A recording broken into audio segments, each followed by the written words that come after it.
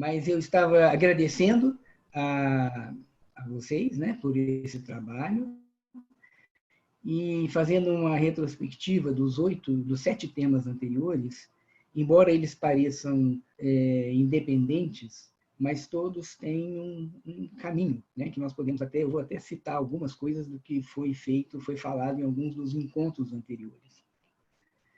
E o que tem em comum nesses temas também é o fato de estarmos abordando a antroposofia, né? Da melhor forma, cada um trazendo a sua visão de um ponto da antroposofia, e acredito que todos que estão aqui, eu vi muitas pessoas conhecidas, não consegui ver todos, mas acredito que todos já estejam nesse caminho.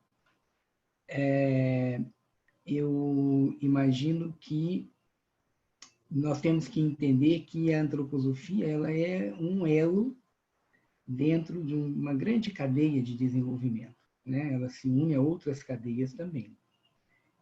E o que a antroposofia propõe, acho que esse é um ponto mais importante de todos, é que ela seja mais do que um aspecto cognitivo, ela seja também trazida para a prática.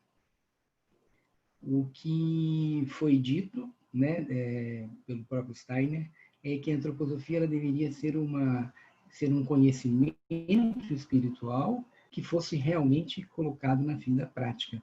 Tanto que o Liverwood, no seu livro O Homem no Limiar, ele usa essa expressão, que é um caminho de iniciação moderno e que ele é para ser realizado na plenitude da vida, independente da profissão que a pessoa exerça, se essa profissão é de maior ou menor exposição social, seja uma pessoa que trabalhe só em casa, ela pode perfeitamente fazer o seu caminho de desenvolvimento.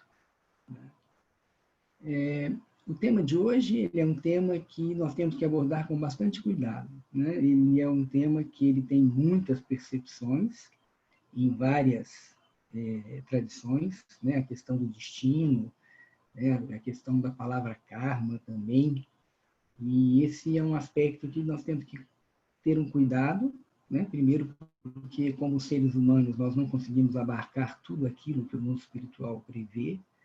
Nós recebemos informações dos iniciados, mas também, com certeza, nos deparamos com situações que a nossa consciência comum humana não consegue abarcar. E o próprio Steiner, dentro da antroposofia, ele abordou esse tema do destino de várias formas. Em várias palestras, tem até um livro, né, que é Manifestações do Karma, tem uma sequência longa de palestras sobre o karma que ele fez no final da vida, e eu vou tentar abordar aqui de um ponto de vista, que é o ponto de vista a partir da biografia. Eu acho que tem um microfone aberto aí que está fazendo um ruído grande. Obrigado. Acho que já corrigiu aqui a questão, né? Vocês estão me ouvindo bem agora? Alguém pode me dizer? Tá tudo bem. Tá bem? Tá jóia. Porque quando todo mundo fica quieto, a gente fica na dúvida se... Sim, mas tá ótimo. Tá ótimo? Tá bom. Tá. Então, tá. Então, eu, como médico e aconselhador biográfico, não poderia deixar de abordar o tema a partir da biografia, né? Eu vou falar um pouco dessa questão do destino a partir bem do ponto de vista da biografia. E o título que nós escolhemos para esse encontro foi realmente o destino humano, individual e o todo. E o que seria esse todo, né? Então, nós vamos começar. Eu vou usar um pouco aqui, algumas vezes eu vou usar uma tela, né, para a gente poder facilitar o trabalho. Eu vou usar uma tela que eu usei num outro momento, só para que a gente possa ter uma percepção maior, né? Então, a primeira tela que eu gostaria de mostrar, eu vou ter que dar... Desculpa. Vocês me falem, por favor, se vocês estão vendo essa tela. A tela está sendo visível para vocês? Marina, se você pode me falar? Tá sim, Ronaldo. Tá. Então, essa quem faz a formação biográfica, né, conhece bastante essa imagem, essa curva. e eu queria colocar o que ela é importante para nós, né? Se nós observarmos, são duas parábolas, né? Não no sentido bíblico, mas no sentido geométrico, né? A parábola inferior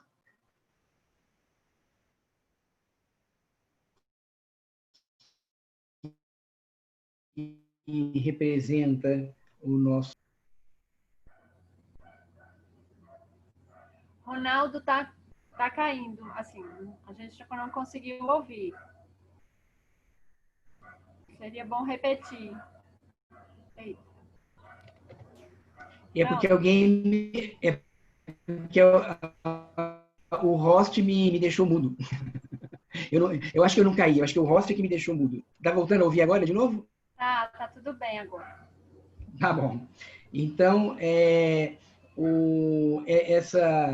essa parábola ela mostra a nossa interação do nosso corpo físico, nosso corpo vital, corpo etérico, e mostra que tem uma passagem, né, uma fala bíblica, nada a ver com a religião, mas com essa visão analógica, que do pó viestes, ao pó voltarás. Né?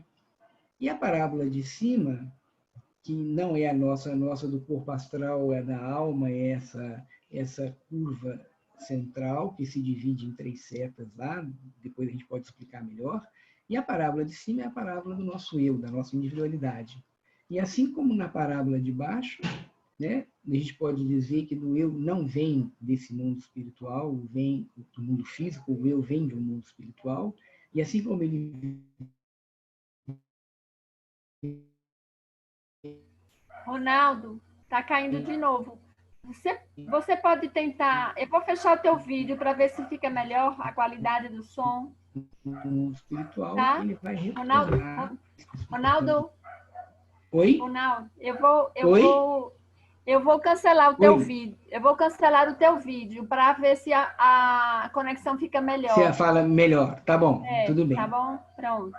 Aí você teria Tá que melhor agora? repetir. Tá, Tá tá bom. ótimo.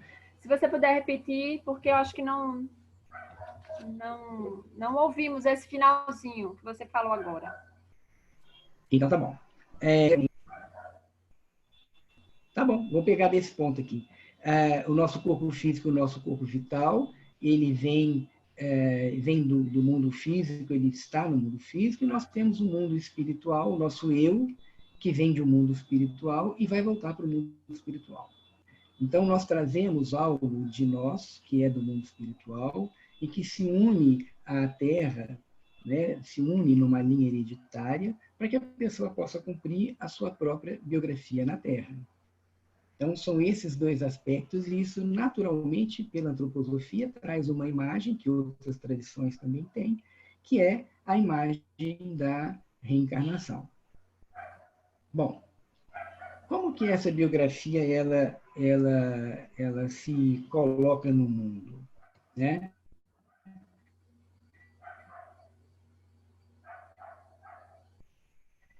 Ela vai se colocar no mundo, no mundo externo, que aí são os reinos da natureza, a cultura humana, e por isso também a imagem da nossa conversa, que era a biografia individual e o todo, porque o todo ele não é só a cultura humana, ele é também o reino da natureza. E por que nós falamos do destino de um e de outro, do individual e do todo? Porque, primeiro, a nossa biografia ela é num sistema micro, o que a humanidade já fez como um todo.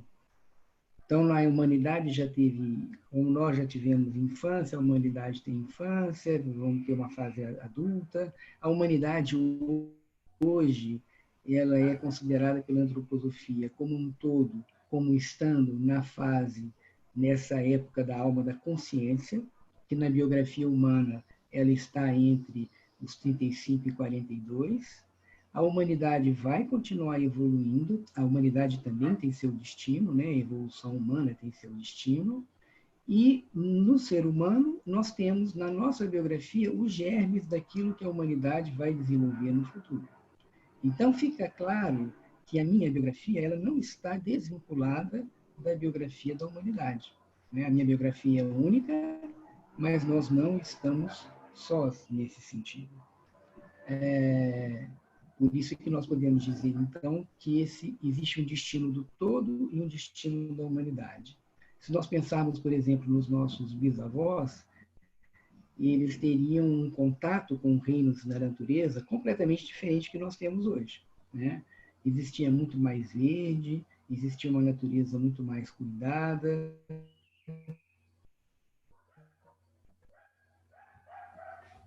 Ronaldo?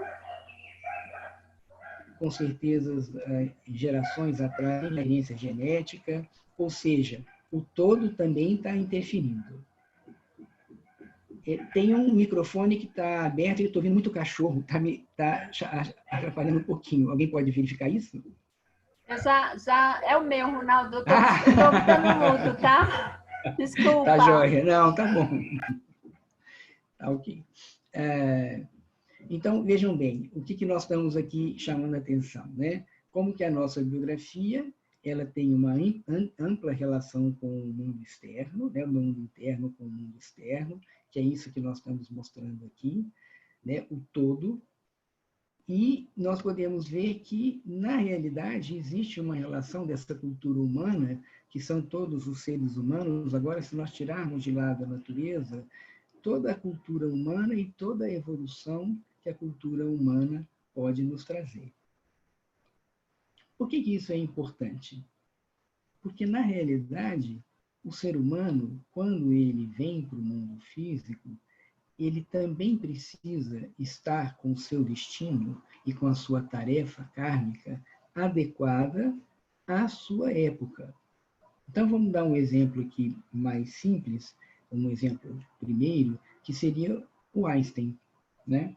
O Einstein, ele nasceu em 1879 e morreu em 1955, e ele teve uma importância muito grande no século XX, porque ele trouxe a teoria da relatividade, que é um dos pilares da física moderna, um dos pilares da física quântica, e ele teve uma vida que, se você estudar a biografia dele, ele foi uma pessoa normal, família, tudo mais, mas tinha uma tarefa kármica. Essa tarefa que era contribuir para o desenvolvimento tecnológico da época. Se nós pensássemos o que aconteceria se essa individualidade encarnasse no século XV, com certeza ele não seria um Einstein. Porque naquela época, a humanidade, toda a cultura humana que está além do indivíduo, não tinha se desenvolvido a ponto de poder permitir que o indivíduo, através da sua tarefa, através do seu impulso, pudesse trazer uma teoria da relatividade, essa teoria que o Einstein trouxe.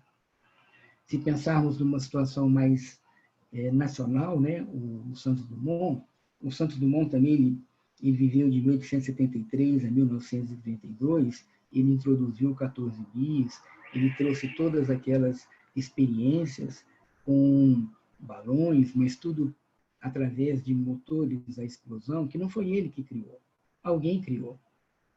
Se ele tivesse também nascido em outro século, ele não teria tido a possibilidade de se expressar, e se ele também aparecesse com 14 bis agora em 2020, não teria sentido nenhum, porque a evolução foi feita, né? E isso já nos faz pensar quantas pessoas que são anônimos para a história da humanidade, mas que contribuíram para que alguém venha com a sua missão e apareça no mundo. Então, o destino individual, ele está vinculado ao destino do todo. Esse é um aspecto bastante importante que nós vamos ainda falar um pouco mais. Então, vamos partir primeiro, voltar para o destino pessoal, né? Como que nós desenvolvemos esse nosso destino? Então, se nós olharmos novamente aqui, vamos agora falar de um assunto que na Escola Livre de Estudos Biográficos de São Paulo, né, que é a formação e aconselhamento biográfico, nós trabalhamos um módulo inteiro só sobre os ciclos kármicos, e que eu vou apenas abordar aqui alguns aspectos, sempre partindo desse princípio, né, de que nós somos essa trindade, essa trimembração superior, que é corpo, alma e espírito.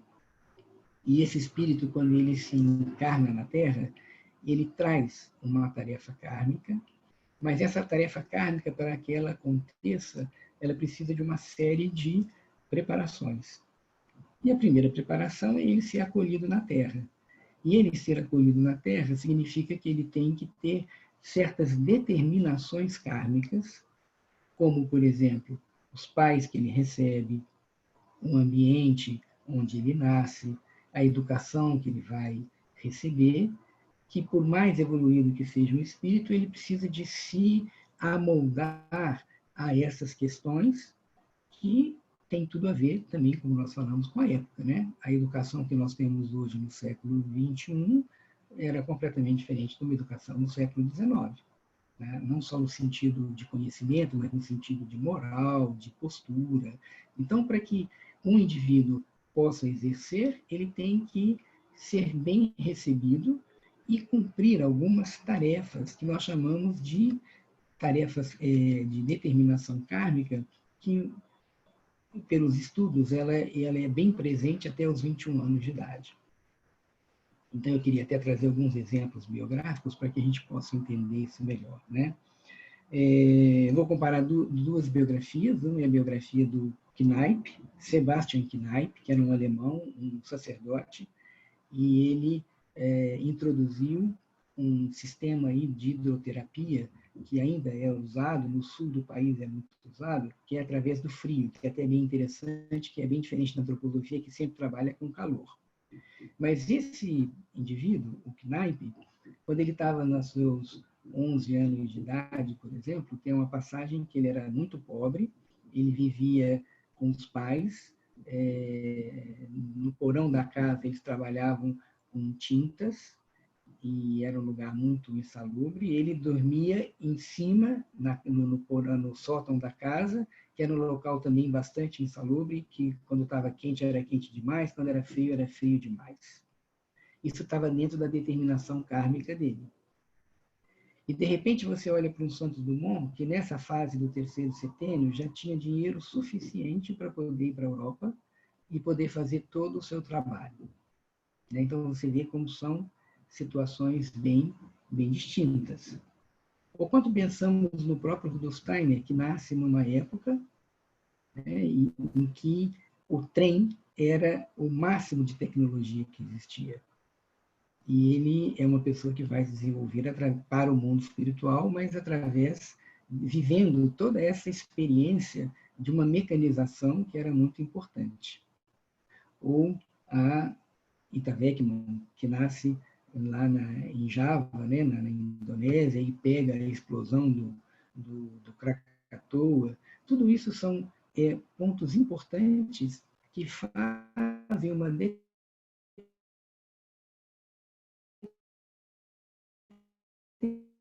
determinação kármica. Quer dizer, o indivíduo nasce na época que vai receber inputs importantes para o que ele vai fazer no futuro. Como a vida continua e nós precisamos resolver ou encaminhar o nosso karma, nós temos agora um período que é aproximadamente de 14 a 35 anos, então existe uma coincidência aqui de setênio, que é o local de encontro kármico, os encontros kármicos. Então, se eu preciso exercer a minha tarefa, eu preciso encontrar um local, e aqui é importante perceber que local não é apenas um local físico, né? É o país tal, a cidade tal, mas pode ser também uma iniciativa. Então, uma clínica antroposófica é um local, né? Com certeza, o ramo Cristallos hoje é um local, né? Onde você exerce a sua tarefa kármica. E, junto com isso, nós temos as pessoas que nós encontramos, quando nós olhamos no slide anterior, é a cultura humana. E essas pessoas, elas são importantes para que eu possa desenvolver a minha tarefa kármica. Essas pessoas não só trazem coisas boas, muitas vezes eu encontro uma pessoa que me opõe uma resistência, mas é justamente esta resistência que vai me fortalecer para que eu possa exercer a minha atividade. Então, dando um exemplo, por exemplo, né? Pegando aqui um exemplo, a Ita Beckmann, até próximo dos 21 anos, ela tem um contato com uma pessoa que lhe introduz a teosofia. e através da teosofia ela mais tarde vai encontrar Rudolf Steiner. Um outro exemplo seria do Viktor Frankl, que sempre se dedicou à questão do sentido da vida, e na época da faculdade ele teve uma dúvida se ele faria ginecologia ou que especialidade, e um amigo só faz uma pergunta para ele: mas você não seria melhor, para o que você sempre fala, fazer psiquiatria? Então são esses encontros que vão nos colocando para que a gente possa cumprir a nossa tarefa kármica. O Steiner foi introduzido por um professor na obra de Goethe, e a partir daí ele tem um grande caminho no desenvolvimento da biografia. Então, o nosso destino ele também está vinculado a esses encontros que são muito importantes com outras pessoas.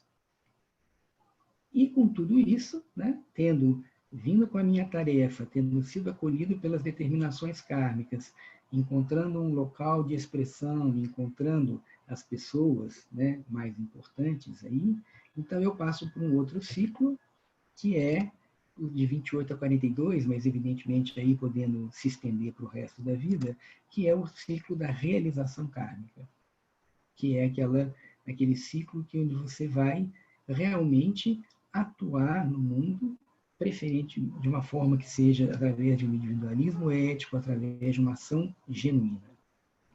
Da realização kármica, nós partimos para uma missão, né? Que a missão é um pouco além. A missão é aquilo que você traz para contribuir para a humanidade da sua época. Então, vou dar um outro exemplo, que é o do Tolkien, que todos conhecem, que escreveu lá o Hobbit, o Senhor dos Anéis. Ele tinha uma realização como professor, né? Ele interviu muito na língua inglesa. Ele foi um escritor, mas ele teve uma missão de abrir um espaço que depois muitos outros seguiram esse espaço desse mundo imaginativo. E assim, o Viktor Frankl, como eu falei, que trabalhou como psiquiatra, que atendeu, salvou muitas pessoas de suicídio, mas ele teve uma missão também que foi contribuir para essa questão do sentido da vida. A Rita Beckmann, que como médica, mas também que tinha uma missão junto às pessoas que necessitavam de cuidados especiais.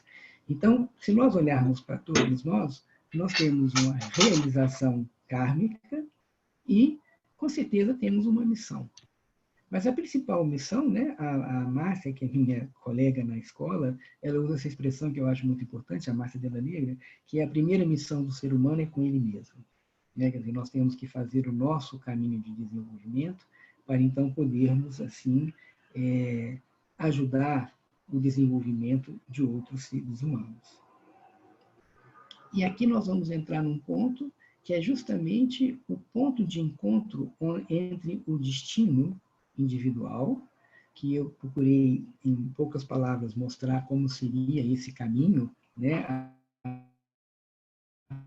através desses ciclos kármicos, e o destino da humanidade como um todo. Né? Eu tinha usado o exemplo, né, do Einstein e do Santos Dumont, né, que precisavam estar nesta época para poder se desenvolver. E agora nós poderíamos nos perguntar, principalmente nesse momento de pandemia, que nos deixa tão perplexos com muitas coisas, por que isso acontece no mundo? Na realidade, sempre a pergunta mais importante é para que isso acontece no mundo? Para que determinados locais da Terra estão mais afetados com essa pandemia?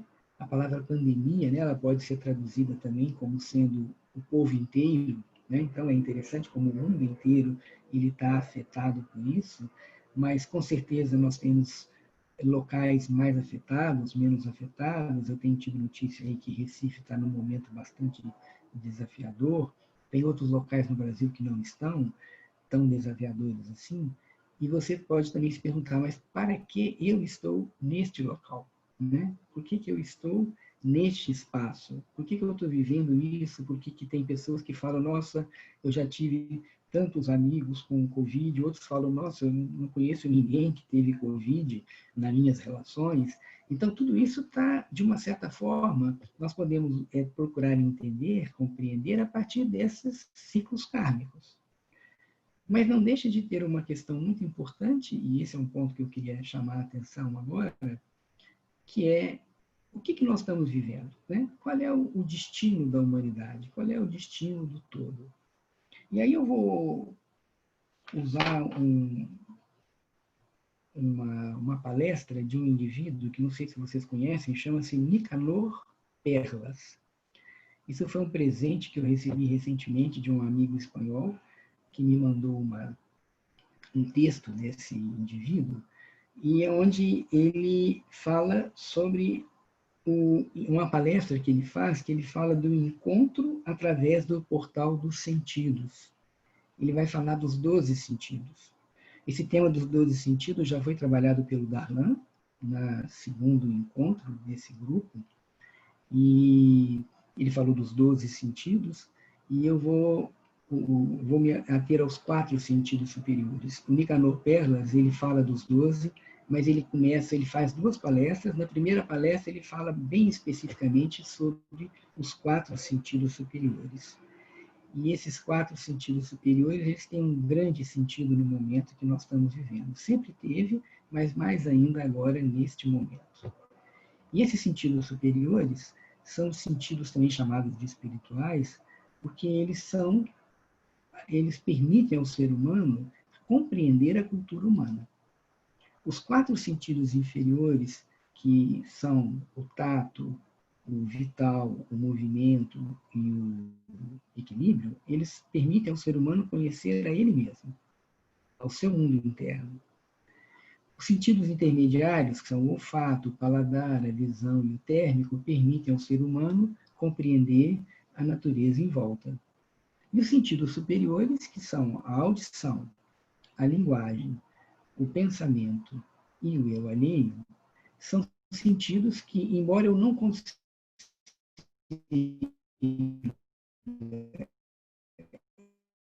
exceto na audição de eu perceber isso, os sentidos superiores, eles são tão reais, embora não tenham um órgão específico. E eles permitem justamente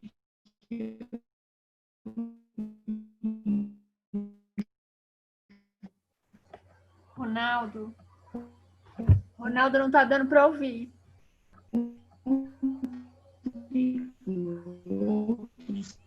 Ser humano. Ronaldo? Que eu Ronaldo?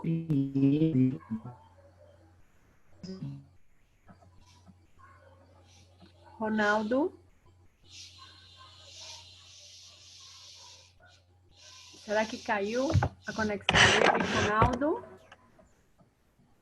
Não, eu estou aqui na conexão. Não sei se foi para todos, mas quando você começou a falar nos sentidos superiores, agora no Sim. Final, eu não consegui compreender nada. Mas agora, foi. Agora tá bom. Agora tá bom. Se você puder repetir essa fala final sobre os sentidos superiores.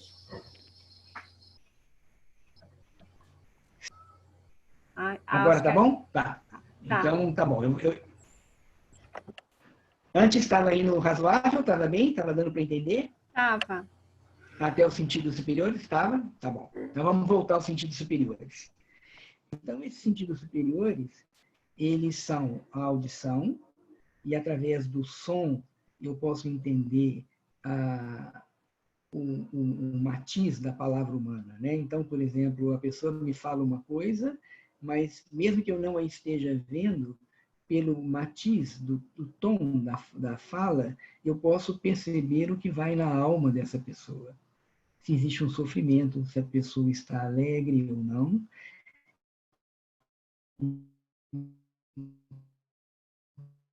Então, esse é um sentido que é intermediário, emotivos, né, afetivos e os superiores, porque ele também me traz uma emoção. Né? Então, quando eu ouço um riacho, por exemplo, o som de um riacho, eu fico feliz. Quando eu posso levar um susto por um som de algo caindo, então isso tem a ver com o emocional, mas me permite entrar na essência do objeto ou da pessoa que fala. Né? Eu posso discernir o som. Quando eu ouço uma orquestra e não vejo a orquestra, estou de olho fechado, mas eu posso discernir o momento em que cada instrumento entra. porque cada instrumento tem um tom. Isso é feito através da audição. Mas os seres humanos, eles se comunicam trazendo suas falas, seus pensamentos, então eu preciso também entender qual é a palavra, qual é o sentido da palavra.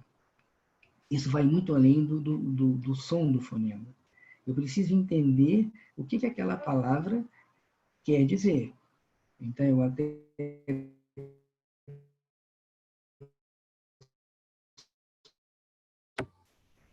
Ronaldo? vamos usar esse exemplo. Ronaldo, Oi? quando você começou, preciso entender o sentido da palavra e travou. Se você puder repetir. Tá bom, vamos lá. Agora está ouvindo? Ah, estamos, sim. Não? Tá bom. Então, o sentido da palavra é aquele sentido que é além do fonema, né? E, por exemplo, eu estava dando o exemplo da palavra esquisito. A palavra esquisito, ela existe no português e no espanhol. Se você escuta a palavra, o som é o mesmo, mas o sentido é completamente diferente. O esquisito, quando um brasileiro fala esquisito, ele está falando de uma coisa que não é boa. Quando um espanhol fala, nossa, que esquisito, ele está dizendo uma coisa muito interessante. Né? Então, é importante que nós tenhamos o sentido da palavra para poder entender o que aquele fonema, aquela junção de fonemas quer dizer. Mas, além da palavra, nós temos o sentido do pensamento, um sentido intelectivo, que eu vou, além de ouvir a palavra, eu vou perceber que pensamento que está por trás da palavra. Então, com o sentido da linguagem, eu percebo só as palavras, mas o pensamento me traz o que está por trás. Então, quando eu ouço um ditado, um aforismo, por exemplo, eu tenho que entender mais do que as palavras soltas, porque elas juntas podem significar uma coisa que sozinhas não tem sentido. Eu preciso entender o pensamento do outro. E, finalmente, o sentido mais superior dos superiores, que é o sentido do eu alheio, que é aquele sentido em que eu percebo não o meu eu percebo o eu do outro. Na realidade, a percepção do meu próprio eu, é uma percepção muito íntima, ela é interna. Mas a percepção do eu do outro, ela é uma percepção que se dá nas relações. Então, quando duas pessoas falam, uma está numa postura mais passiva, enquanto o outro está usando palavras, colocando seus pensamentos e se expressando, às vezes, com um pensamento que é único, e o que está passivo, ele está usando a audição para entender o tom da voz, ele está usando o sentido da linguagem para entender as palavras, está usando o sentido do pensamento para entender qual é a concatenação de ideias que essa pessoa tem, e naturalmente aí ele observa um outro ser humano e vê aqui tem um outro eu, que não é o meu eu é um eu diferente. E aqui tem uma coisa muito interessante dos sentidos, né? Eu preciso trabalhar os meus sentidos. Por quê? Porque se o meu olho, se eu tenho uma miopia, eu não vou enxergar direito. Se eu estou com cera no ouvido, eu não vou ouvir direito.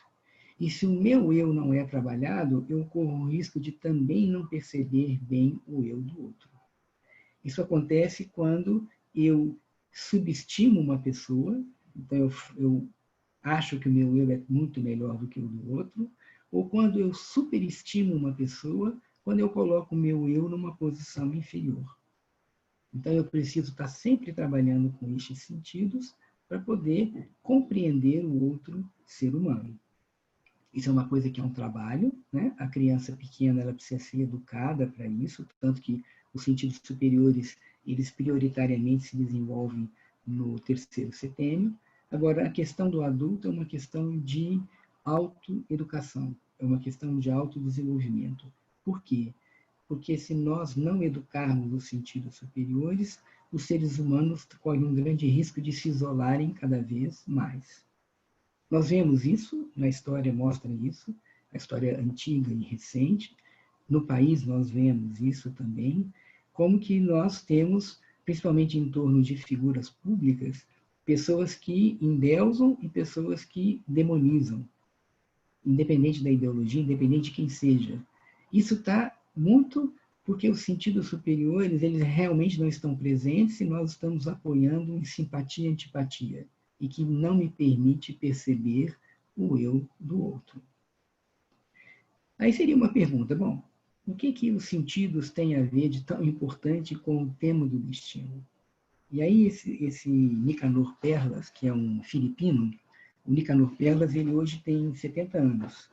E ele foi, nas Filipinas, ele criou a primeira sociedade ecológica, ele foi o primeiro que lutou contra o desenvolvimento sustentável, agricultura orgânica, agricultura biodinâmica. E nessa palestra que eu falei com vocês, que ele fala do encontro através dos 12 sentidos, e o encontro tem tudo a ver com o destino, como nós vimos aqui, que está mostrando para vocês aí na tela, ele fala de uma preocupação do Steiner. E a preocupação do Steiner era que, no século XX, que era o que o Steiner falava também, o grande desafio do ser humano era conviver com a subnatureza. E isso tem a ver com karma, com o destino da humanidade, né? Que é isso que eu estou tentando juntar com vocês. O que é a subnatureza? O Steiner falava dos éteres, né? Quando ele falava do ser humano, do corpo etérico, e ele falava dos infraéteres, ele falava daquilo que traria um risco para a humanidade, que era a eletricidade, o magnetismo, e ele chega a citar numa palestra sobre o coração etérico, ele não fala da energia atômica, ele não usa essa expressão, mas ele fala que ia ser criada uma energia que ia ser bastante destrutiva. E o que seria a subnatureza? Na realidade, é tudo aquilo que possibilita o nosso desenvolvimento tecnológico. Naturalmente, nós não podemos nos opor ao desenvolvimento tecnológico, porque, de novo, é a mesma coisa que pensar num Einstein no século XV. Ele não teria condição de fazer nenhum desenvolvimento. Mas a subnatureza, nós temos hoje muitos avanços tecnológicos, se nós pensarmos desde a Revolução Industrial. E no último século, o que nós avançamos realmente foi um avanço exponencial.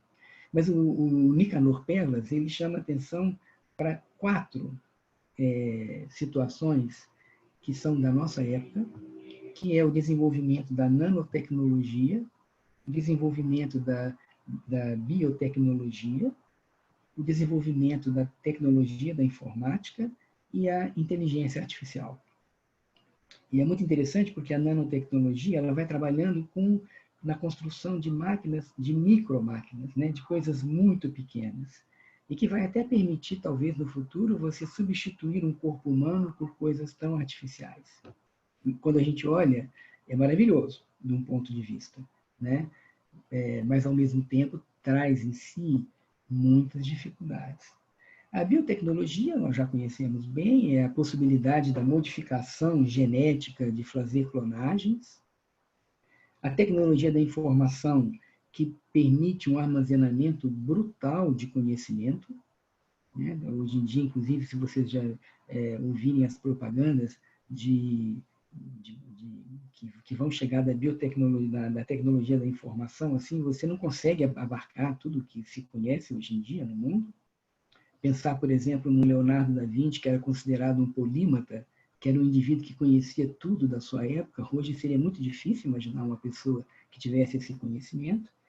E a inteligência artificial, né? Quando você vê a inteligência artificial, as propagandas de fábricas, de empresas que trabalham com isso, é aquela sedução de que, olha, nós conseguimos resolver tudo, porque a ideia da inteligência artificial é justamente imitar o cérebro humano.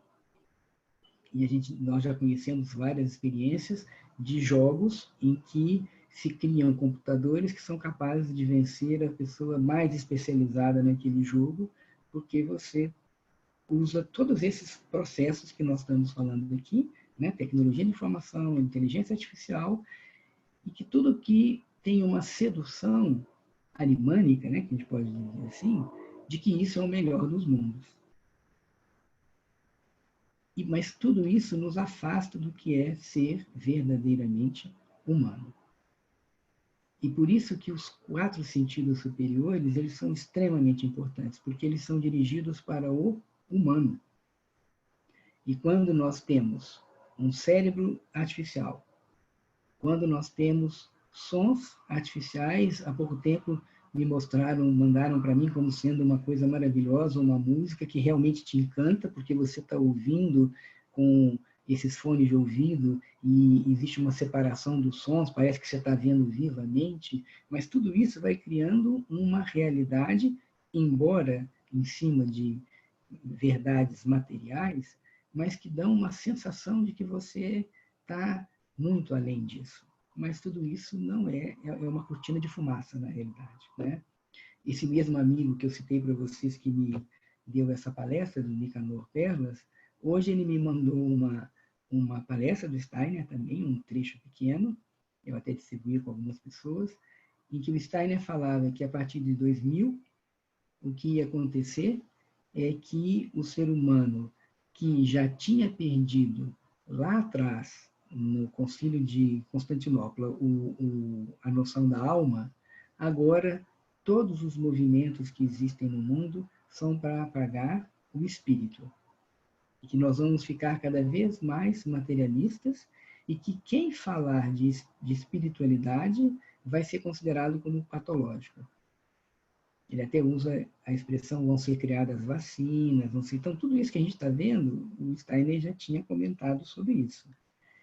Isso pode parecer um quadro negativo, né? Um quadro muito ruim, mas, na realidade, muito pelo contrário, ele é um convite, porque nós, seres humanos, que temos o nosso destino vinculado ao destino da evolução da Terra, temos dentro de nós todas as possibilidades de superarmos essa tendência mecanicista, materialista que existe. Não se pode negar a influência das evoluções tecnológicas. Nós só estamos podendo conversar agora por causa dessa evolução tecnológica. Mas nós não podemos nos esquecer do humano que existe por trás. Destino, karma, é uma coisa humana. Quando você fala do karma da humanidade, é porque a humanidade é composta por seres humanos. E o que seria o destino conjunto nosso, né? Se nós juntássemos todas essas curvas biográficas com todos os ciclos kármicos? O Nicanor, na palestra dele, o Nicanor Perlas, ele é interessante que ele fala, nós não viemos para a Terra para ter...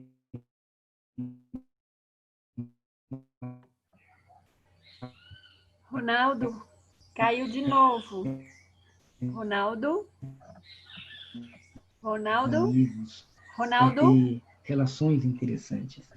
Sim? Ronaldo, caiu de novo. Eu estou aqui. Quando você começou, nós não vimos... Tá. Voltou? Voltou. Só que assim, quando você começou, nós não viemos para a Terra, aí acabou-se o som. Ah, sim, tá. Então, o que o Nicanor falava na sua palestra, nós não viemos na Terra para ter mais amigos ou para ter amizades divertidas. Nós viemos para a Terra para contribuir para o desenvolvimento. E quando eu encontro outro ser humano ao qual eu me utilizo dos 4 sentidos superiores, eu vou encontrar este ser humano reconhecendo nele também um destino, que está vinculado ao meu, com certeza. E o karma, ele não é só constituído por coisas negativas, ele também tem coisas positivas e negativas, mas o karma, a partir do momento que eu encontro uma pessoa, ele está se referindo a um karma passado. Agora nós precisamos olhar para o futuro, irmos em direção do desenvolvimento da humanidade, na direção do futuro. Mas se eu não trabalho esses 4 sentidos superiores, se eu fico cada vez mais egoísta, eu vou me isolar do outro ser humano. E aí eu não vou poder dar esse passo, principalmente nesse momento onde o destino da humanidade nos traz essa tarefa e esse desafio de trabalhar com tudo o que é subnatureza, com tudo que nos encanta, mas que na realidade nos afasta, né? Afasta do desenvolvimento humano. Eu gostaria, então, da gente parar por aqui, né? Se vocês concordarem, porque eu acho que o que eu queria trazer como imagem, né, sinteticamente, o que nós falamos aqui, eu sei que em alguns momentos o som caiu, então eu vou tentar, pensando que o som não vai cair agora, fazer essa síntese, né? Nós começamos a falar realmente dessa questão do destino individual, mas vinculado ao destino da humanidade, a importância do tempo que cada personalidade tem para expressar a sua tarefa e esse grande risco que nós temos agora no momento, que é, com toda a possibilidade que a tecnologia nos traz, mas de nós não conseguirmos justamente reconhecer, através do meu destino, o destino do outro. Isso, naturalmente, traz uma pergunta que é: como que eu posso, então, contribuir, já que eu estou nessa época, eu estou nessa situação, contribuir para este desenvolvimento? Isso seria o que eu gostaria de conversar com vocês na segunda etapa, se for possível aí. Aí eu peço para a Cíntia, para a Maria Inácio, para poder dar essa coordenada. O que vocês têm a dizer sobre isso? Podemos fazer assim, de fazer um intervalo? Sim. Claro. Eu acho que 15 minutos, Ronaldo, tá bom para você isso? Tá ótimo, não, tudo bem. Aí, porque depois, quando nós voltarmos, a minha ideia seria dar um passo, que era justamente nessa, o que nós podemos fazer individualmente, e também nós temos que equilibrar, que talvez possa ter alguma pergunta que seja muito importante, aí eu preciso que você depois me mostre as perguntas, para que eu possa tentar, talvez, sintetizar, se tiver mais de uma pergunta, se tiver perguntas também, e depois o que eu vou fazer é uma sugestão de exercício individual para que eu possa contribuir não só no meu destino, mas no destino do todo, no destino da humanidade. Ok. Fica Ok. bem assim? Tá. Maria, é uma boa ideia que nesses 15 minutos, quem quiser fazer essas perguntas no chat, né? Porque aí a gente consegue organizar na volta. Tá ótimo. É bom. Vocês vão conseguir colocar aquele timerzinho? Fábio é que é especialista nisso. Fábio, você vai conseguir. O homem do tempo é o Fábio? É Fábio, porque eu não consigo, mas ele sempre Estou consegue. tentando, mas apareceu um com uma mensagem horrorosa. Eu vou tentar mudar aqui. Tá bom, Fábio. Bom, aí quando você começar... A ideia é que a gente não desconecte, todos fiquem conectados, podem fechar os áudios e os vídeos. A gente vai tentar colocar o temporizador para a gente se coordenar aqui no retorno. Mas Fábio vai conseguir. Daqui a pouco... A gente volta às 17h12. Sim. Tá bom. Tá 17h12, então? Tá bom. Tá bom. Tá. Então, voltamos, né? Cíntia, tá aí? Estou aqui, Maria. Você quer falar das perguntas logo para ele? É melhor, né? Peraí, Maria. Eu acho Tem duas perguntas no chat. Eu não sei, eu não entendi, Ronaldo, se você vai primeiro responder o que tiver de pergunta ou se você vai iniciar logo a atividade. Não, se forem poucas perguntas, acho melhor, eu vou tentar responder e aí nós vamos à atividade, então. Pode ser. Acho que tem duas, né, Cíntia? Eu só vi duas aqui. Deixa eu ver se eu vejo aqui. São as duas. As duas últimas, não é? Peraí. Uma de chegou uma terceira agora também.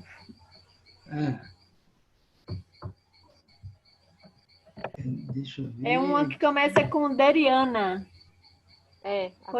Podemos com Deriana. Deriana quem faz a pergunta e ela pergunta: podemos pensar que estivemos até agora esperando por um desafio com a pandemia? Você quer que eu leia? Eu vou ler para todo mundo. Tá bom? Pode ler. Eu estou lendo aqui também, mas estou vendo aqui. Mas pode ler. Mas é bom que os outros possam ver também. Sim. Podemos pensar que estivemos até agora esperando por um desafio, como a pandemia, no qual vamos finalmente oferecer algo que talvez não tenha se manifestado até este momento biográfico? Existiria um tempo limite na biografia para isso? Essa é uma. Depois eu leio a outra. Você quer que ele já fale de todas? Eu acho melhor, Maria, porque aí ele sintetiza um pouco a resposta, porque ainda tem os exercícios que ele vai Sim, passar. sim. Então tá. A outra pergunta de Fabiana. Quero compreender melhor a respeito do desafio que Rudolf Steiner vislumbrou para esse tempo que vivenciamos atualmente nesse século. E Simone pergunta, a partir do exercício da equanimidade, simpatia e antipatia, pude sentir que estamos vivendo um período onde nosso pensamento individual está sendo impedido de certa forma. O que podemos fazer para manter nosso pensamento livre nesse momento? Eu acho que a última pergunta, qual a possibilidade de um nanochip ser introduzido por vacina e separar nossa alma de nosso espírito? Como identificar e quais consequências? Não sei se é só teoria da conspiração.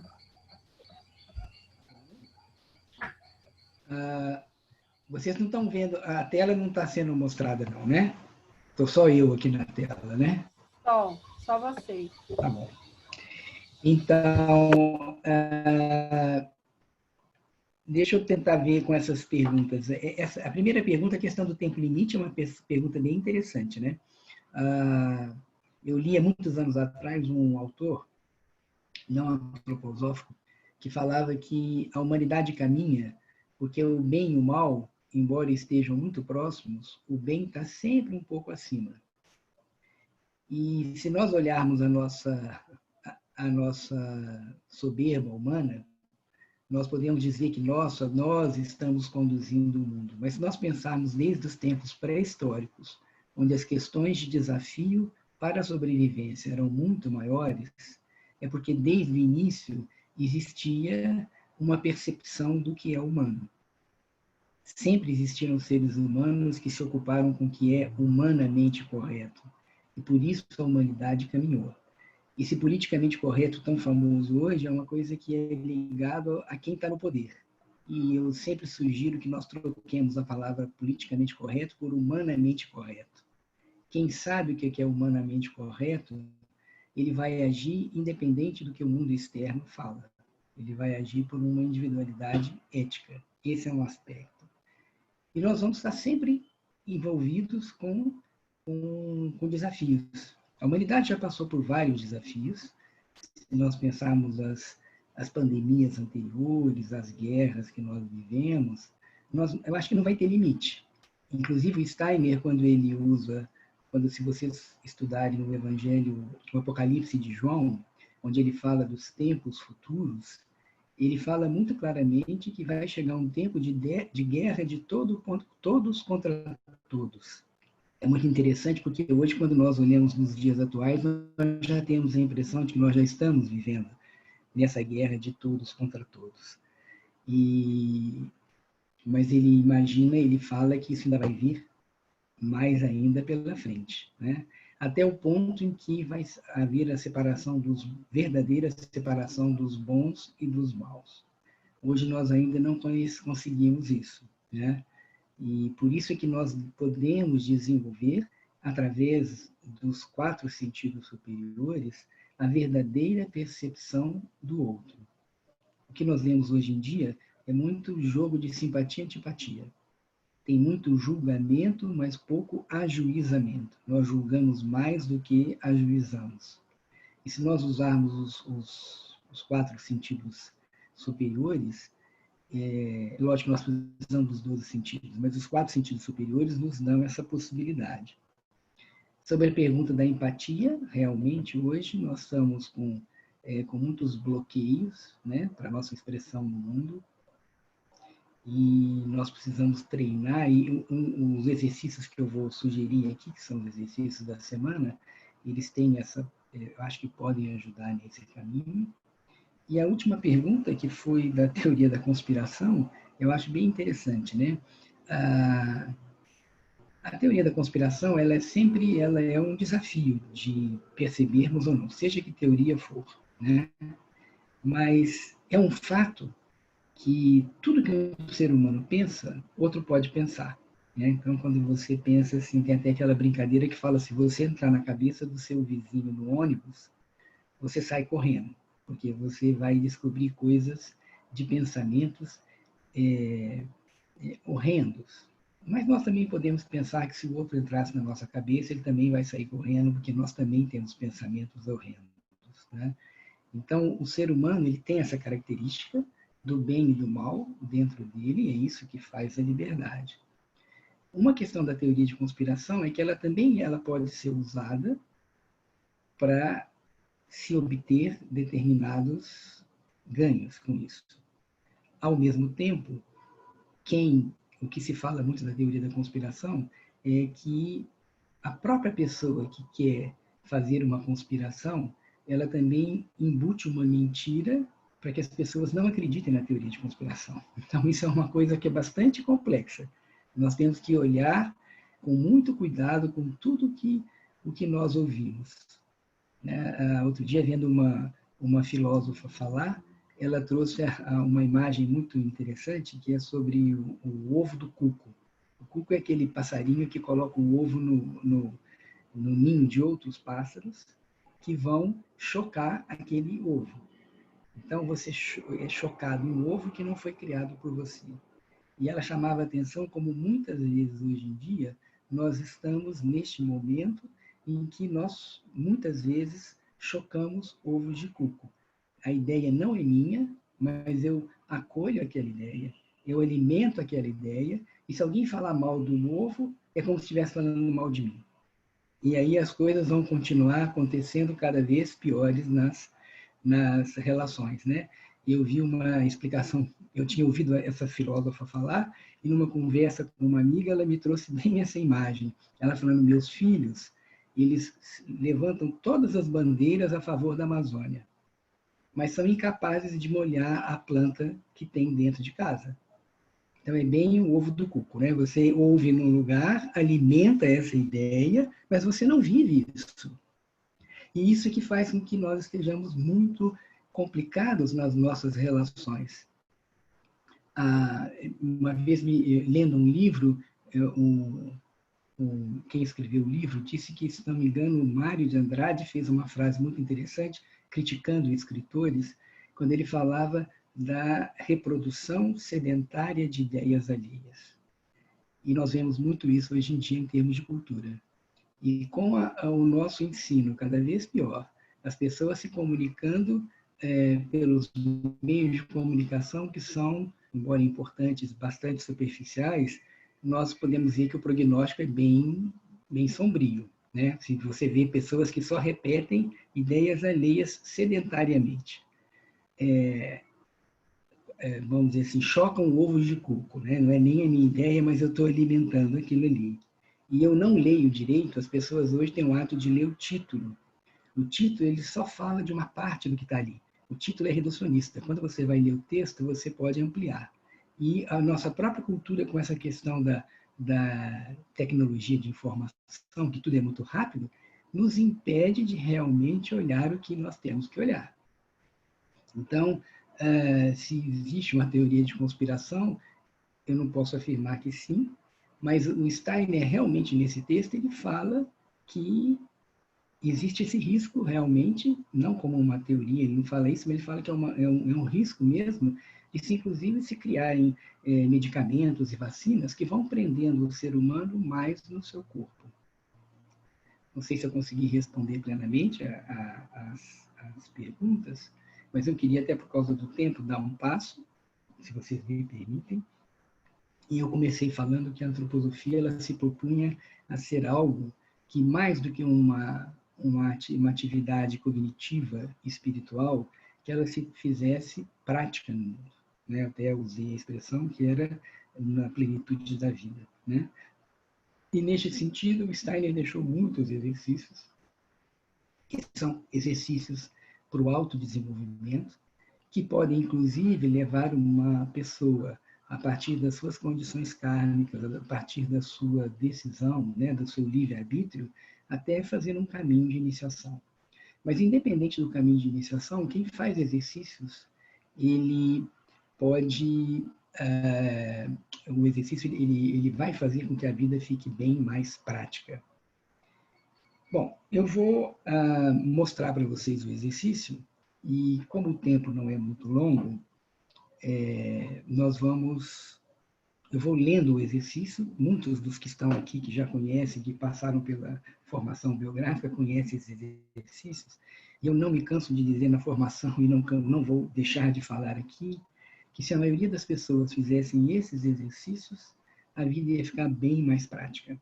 Porque esses exercícios, eles vão ao encontro do desenvolvimento dos 4 sentidos superiores. Também em relação a outros sentidos, mas principalmente em relação aos 4 sentidos superiores. Então, eu vou começar projetando aqui na tela. Só um minutinho. Bom, e aí agora eu vou passar, então, para os...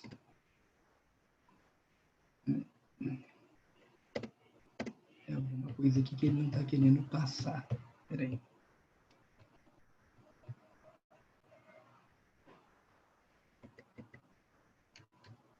Acho que eu vou ter que voltar, fazer de novo, porque ele não está caminhando.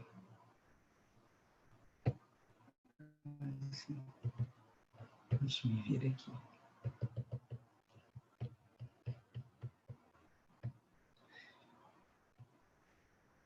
Eu preciso que alguém me fale. Vocês estão vendo bem a tela aí? Cíntia, alguém pode me dizer se está aparecendo? Tá bom. Então, esses exercícios para os dias da semana, eles são exercícios que o Rudolf Steiner propõe, e, na realidade, eles têm uma relação com o caminho das 8 sendas do Buda, mas agora de uma forma vinculada ao chakra de 16 pétalas, né, que é um caminho de desenvolvimento que o ser humano, vocês vão encontrar no livro A Iniciação, ele fala desse chakra. E eu vou, então, lendo para vocês os exercícios, mas antes eu queria dizer o seguinte: ele vinculou cada exercício a um dia da semana. Naturalmente, eu posso, que é a proposta, é que eu tenha cuidado com esses exercícios, e por isso, se eu vinculo a cada dia da semana, facilita a observação, mas eu posso, evidentemente, pegar um exercício e ficar o tempo que eu achar necessário trabalhando esse exercício, e, na realidade, ele deveria ser incorporado à minha prática diária, ele deveria ser incorporado ao meu caráter, ao meu modo de ser, né? Eu costumo brincar na formação que tem um exercício aqui que é o dia da fala, que é o que eu só falar o que é necessário, e não adianta eu fazer esse exercício só nesse dia, e nos outros 6 dias da semana só jogar a conversa fora, né? Eu tenho que fazer com que isso seja uma prática mesmo. Isso vai ficar, eu vou passando devagar, quem quiser fotografar, e depois também eu posso disponibilizar esse material para vocês. Então, o primeiro exercício da semana, que começa com o sábado, nesse caso, ele fala sobre prestar atenção nas representações mentais. Só efetuar pensamentos relevantes, aprender paulatinamente a distinguir nos pensamentos o essencial do acessório, o eterno do efêmero e a verdade da mera opinião. Ao escutar o discurso do próximo, procurar ficar totalmente quieto no interior e renunciar a todo consentimento, mas principalmente a todo julgamento negativo, crítica, renegação, também nos pensamentos e sentimentos. Isso é a chamada opinião certa. Esse exercício ele se dirige essencialmente ao sentido do pensamento, né? E ele fala muito dessa questão de que eu deveria ouvir uma outra pessoa e antes de julgar, né, eu deveria me calar para ouvir o que ela tem a dizer. E aí eu vou aprendendo a diferenciar do eterno do efêmero. E como nós não vamos ter muito tempo, eu gostaria de dar 1 minuto para que cada um pense, né, um segundo, na realidade, cada um pense, como é que esse exercício está em mim? Como que eu costumo trabalhar quando no encontro com outro ser humano, escutando as suas palavras, eu tenho essa tendência de renunciar tanto ao consentimento, que é uma atitude simpática, ou à crítica, que é uma atitude antipática, como que eu faço isso? Né? Então, esse exercício seria o exercício do sábado, para quem está começando, pensar nele nesse dia. Eu vou passando, se tiver alguma dúvida muito importante, eu peço que a pessoa me fale, tá bem? Que alguém me fale isso. Aí nós vamos para o exercício do domingo. O exercício do domingo, ele significa que, mesmo nos atos mais insignificantes, eu deveria ter uma ponderação fundada e total, né? Eu deveria afastar da alma todo o agir que é impensado, todo o fazer que é desprovido de significado. Na realidade, tudo que eu for fazer, eu tenho que ter uma razão bem ponderada, né? Ter um motivo significativo. E ele, então, complementa dizendo que se eu pensei sobre uma coisa, vou fazer uma atitude a partir de uma razão bem ponderada, eu tenho que me manter a minha retidão nessa decisão, né? Me ater a ela com firmeza de ânimo. Isso ele chama juízo certo, que não depende também aqui novamente de simpatia nem antipatia.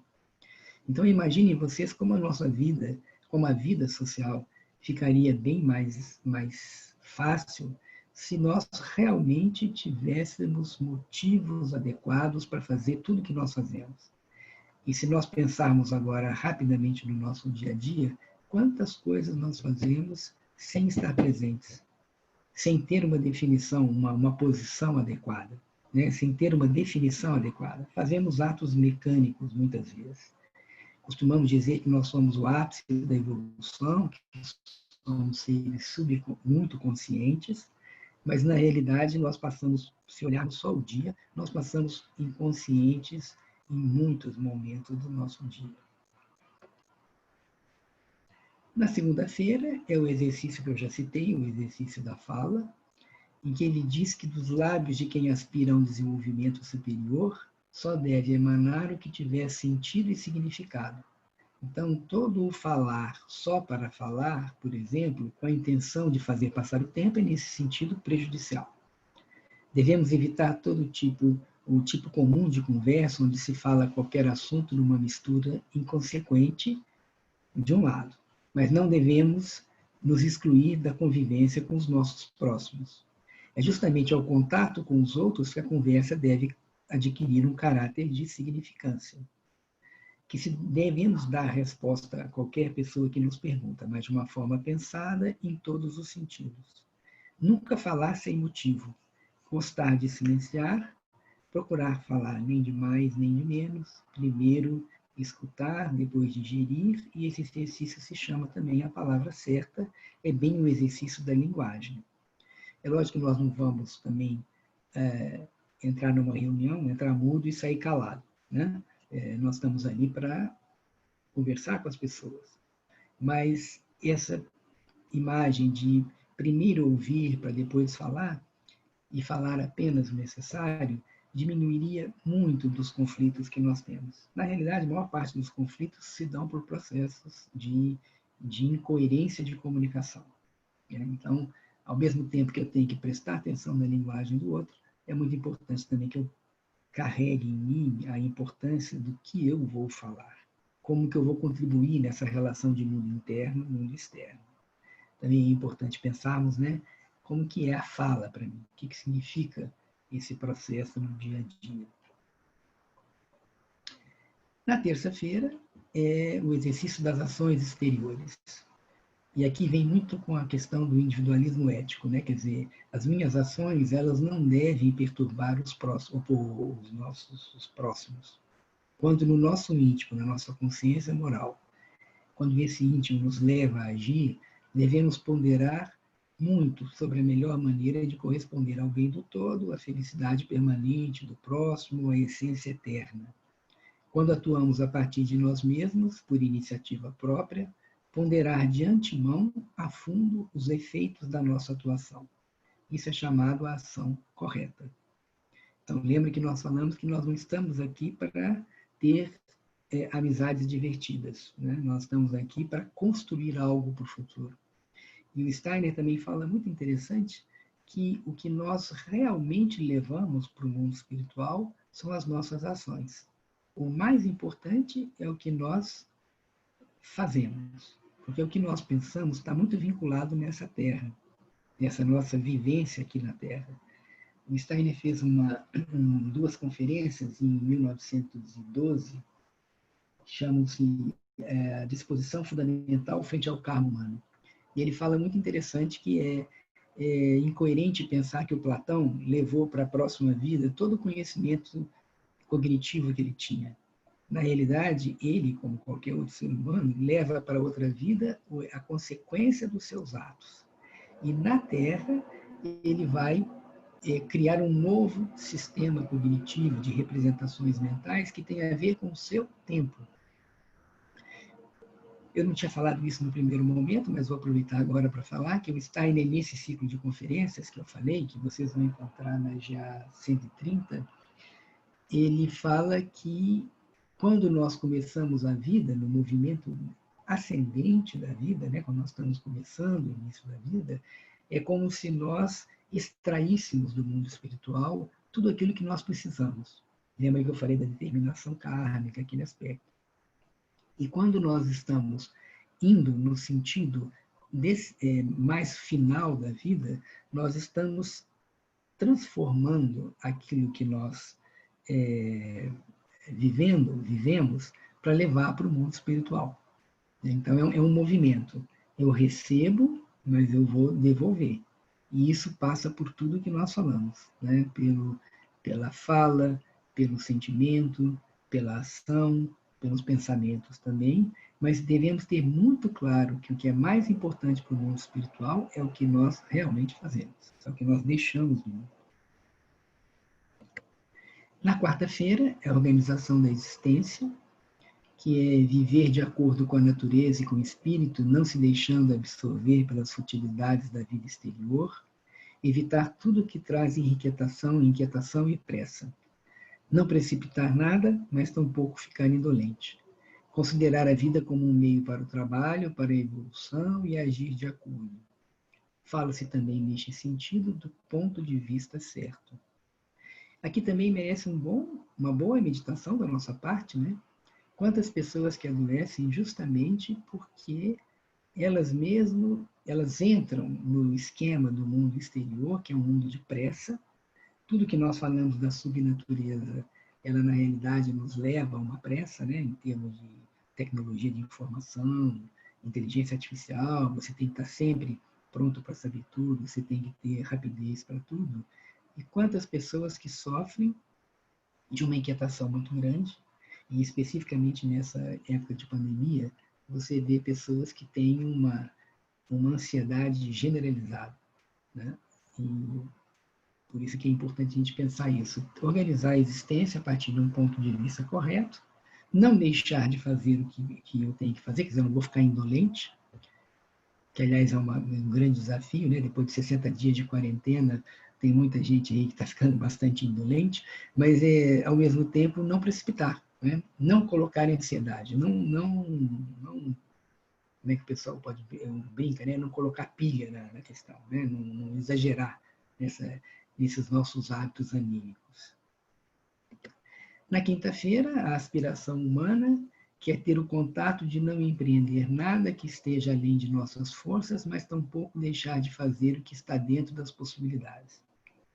Aqui também tem um outro aspecto bastante interessante, depois eu leio o resto, que na realidade muitas pessoas adoecem porque é como se elas comprassem necessidades que são de outros. Muitas pessoas fazem muito mais do que o que elas têm capacidade de fazer, muito mais do que as suas forças exigem, e outras fazem menos. Então, esse ponto de equilíbrio, que é um ajuizar correto, né? Isso que o mundo está me pedindo, isso está nas minhas forças, o que eu estou querendo fazer está dentro das minhas capacidades, ou eu estou esticando a corda demais? E esse dia é um dia que também ele sugere que nós fixemos ideais para si próprio e relacionados aos deveres mais elevados do homem, né, pensando na evolução da humanidade. E aí ele diz que é interessante, nesse dia, também tentarmos desenvolver, né, perceber se nós estamos desenvolvendo todos os exercícios anteriores para poder desenvolver e poder ajudar o outro, né? Seja no momento presente ou no futuro, não interessa. O importante é eu estar preparado, né? Então, ele diz que a quinta é o exercício de transformar todos os exercícios precedentes em hábito. Porque também isso inclui que eu vou saber se eu estou com condições de fazer o exercício da fala, se eu estou com condições de fazer a representação mental, se eu vou fazer o juízo certo. E o último dia, o último exercício, né, que é o da sexta-feira, que nós começamos no sábado, se vocês se lembram, é a aspiração de aprender o mais possível da vida. Né? Nada acontece conosco que não nos dê oportunidade de colecionarmos experiências úteis para a vida. Se fizermos algo de forma errada ou incompleta, isso será um pretexto para fazermos mais tarde algo semelhante de maneira mais correta e perfeita. Aqui nós podemos dizer, né, existe uma frase bem interessante, que errar é humano. E é mesmo, nós vamos aprendendo a partir do erro. Mas como que nós aprendemos? Se nós usarmos a memória, o exercício da memória, para que na próxima vez que eu for enfrentar uma situação semelhante, eu faça da melhor forma possível, baseado na memória do que não deu certo. Isso pode ser usado também observando os outros. Ele até fala que se eu olhar uma outra pessoa, eu também posso aprender memorizando uma falha do outro, eu também posso aprender. Mas ele chama a atenção de que eu tenho que sempre olhar com amor, ou pelo menos com um olhar carinhoso para o erro do outro, né? E por isso não deveríamos fazer nada sem olhar retrospectivamente antes as nossas realizações e ao externo. Ele até fala que uma pessoa, mesmo um sábio, ele pode aprender com uma criança, se ele observa e traz esse exercício para a memória, que também é chamado de memória certa, lembrar de todas as experiências que passamos. Então, na realidade,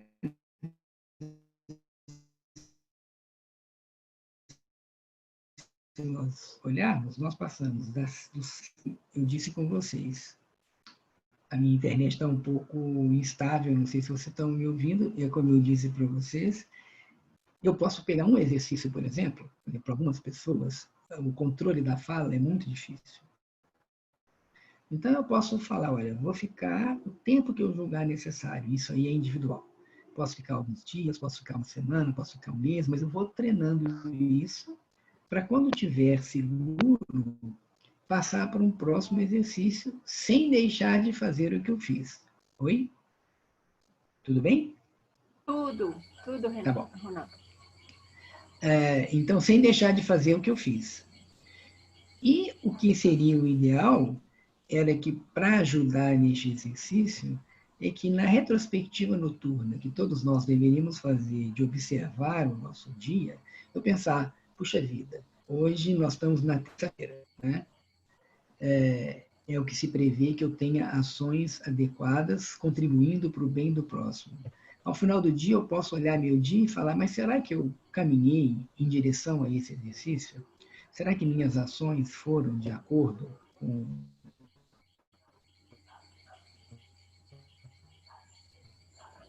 Ronaldo agora travou de novo. o que se espera? Ronaldo, desculpa. Eu vou falar ainda. Ronaldo? Mas o ideal é que... Oi? Ronaldo. Sim? Desculpa, mas travou agora. Estou te ouvindo? Travou. Esse último... Aonde travou? O que se espera, você começou, o que se espera e depois travou. Ah, sim, tá bom, tá joia. Então, o que eu ia falar é que o que se espera é que eu não faça só no dia aquele exercício, né? O colocar nos dias é para um treino, para um caminho de autodesenvolvimento. Então, eu já tinha brincado antes e falo agora.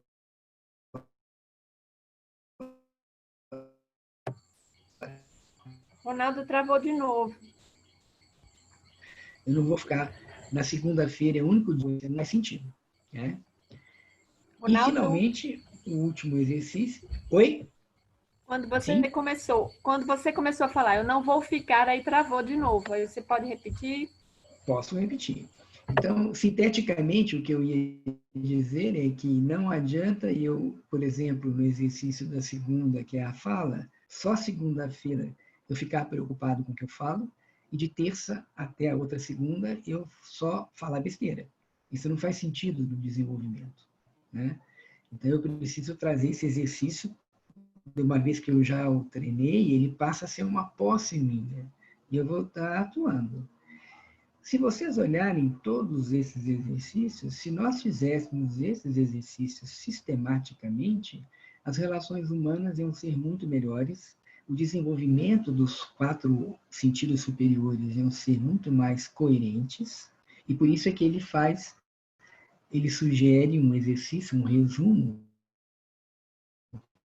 que é, numa vez na semana, pelo menos durante 5 minutos, eu olhar para mim e perceber como que eu estou caminhando com todos esses exercícios. No fundo, trabalhar no que é essencial na vida, no que é duradouro, levar as metas que eu fiz. Então, em algum dia da semana, isso aí eu acho que é a escolha de cada um, né?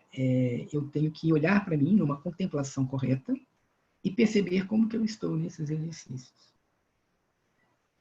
É lógico que existem outros exercícios, né? No próprio livro da iniciação existem outros exercícios muito importantes. Eu acho que a Iracema trabalhou com outros exercícios da outra vez, não sei se foram esses, mas acho que foram outros.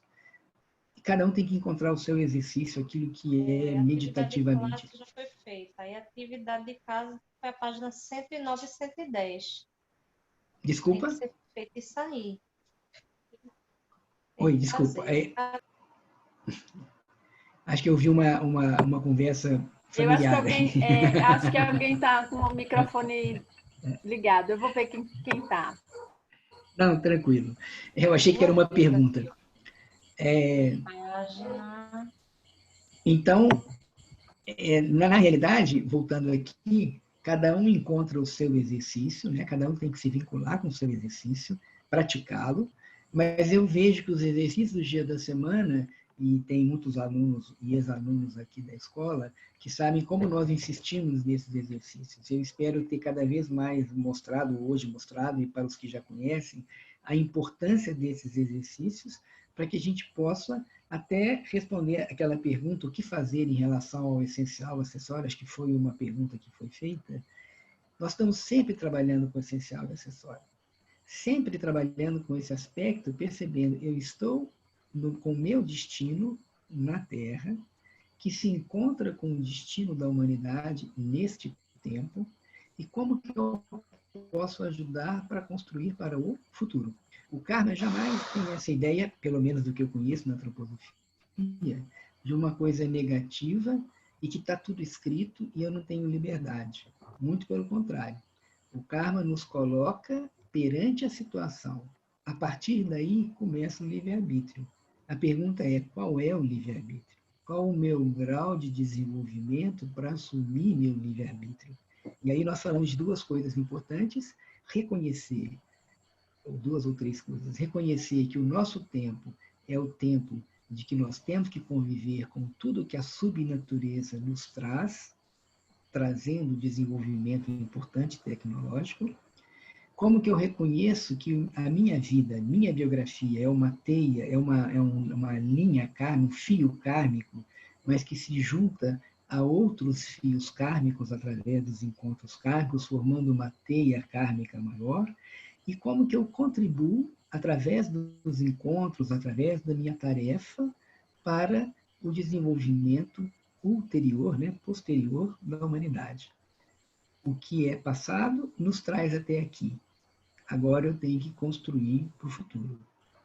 O destino nunca deveria ser uma coisa, isso está tudo determinado, isso só acontece comigo, essa visão melancólica não é a visão mais adequada.